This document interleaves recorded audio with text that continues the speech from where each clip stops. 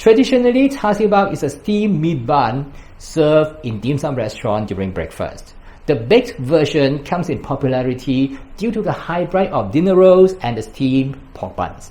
Now in this video, I will make the baked version of the steamed Char Siu Bao. There's no authentic recipe for these buns, and I've decided to formulate one based on my Japanese meal bread and my steamed pork bun recipe with some tweaking. You get the best of both, the juicy succulent meat fillings and the soft and fluffy texture of the meal bread. Let's get started. First, we need to make the bread dough and then the filling. The dough is primarily a bread dough enriched with egg and butter and includes a small amount of cooked flour which is called TangZhong. Mix some bread flour with water in a small saucepan. Gently heat while stirring until the flour starts to thicken until you can draw lines on it. The starch should have now been cooked and become opaque. Then remove from heat and let it cool before use. Add a teaspoon of sugar to some water and sprinkle the yeast into it. Gently stir the mixture to dissolve the yeast and let it rest for 10 minutes before use. Pour the bread flour, milk powder, sugar, the yeast mixture, some salt, egg, and the TangZhong that we have just made into the mixing bowl. Combine the ingredients with a spatula. Gently stir until they clump together. The dough is very sticky initially, but after a while, the dough will become more elastic and pull away from the mixing bowl. Sprinkle some flour on the work surface and start kneading the dough for about 5 minutes, which will become more elastic progressively.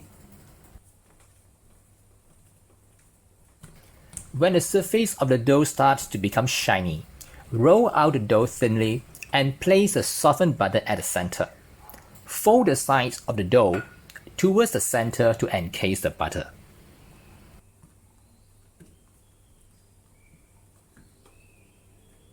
Knead the dough gently to combine the butter with the dough.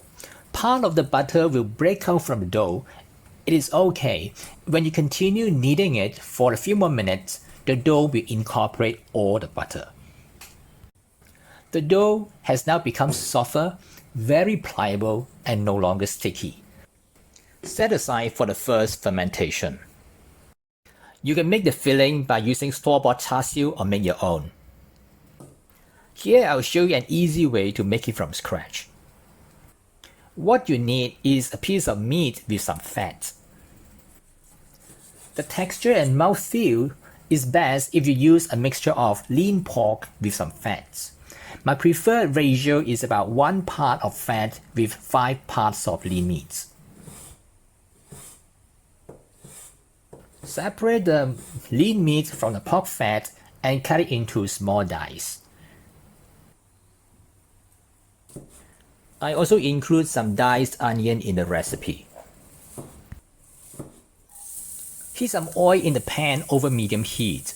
Saute some diced onion until it starts to turn aromatic and becomes translucent. Then remove most of the onions. Add the pork fat to stir fry over low heat until the oil starts to render.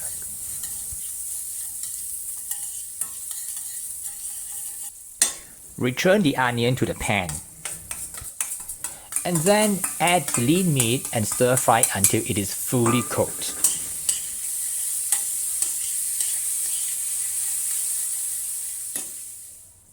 Now add the following seasonings. Light soy sauce, dark soy sauce, oyster sauce, some sugar, 5 spice powder, water, and some cornstarch combined with some water to form a slurry. The cornstarch slurry will thicken the seasonings and form a thick gravy, which will prevent it from leaking out to the dough during wrapping. After the dough has doubled its size, remove it from the container and place it on a flour work surface. Punch out all the air inside the dough and knead it for a minute. Then divide the dough into 10 equal portions.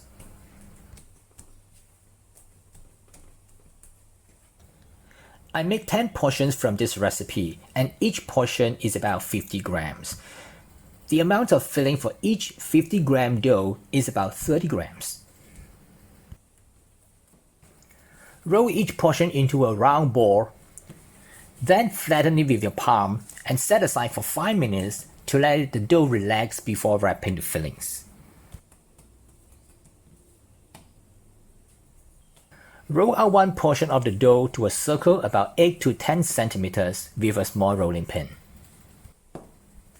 Leave the center part of the dough slightly thicker, as we will overturn the bun after wrapping, and that part will be the top of the bun.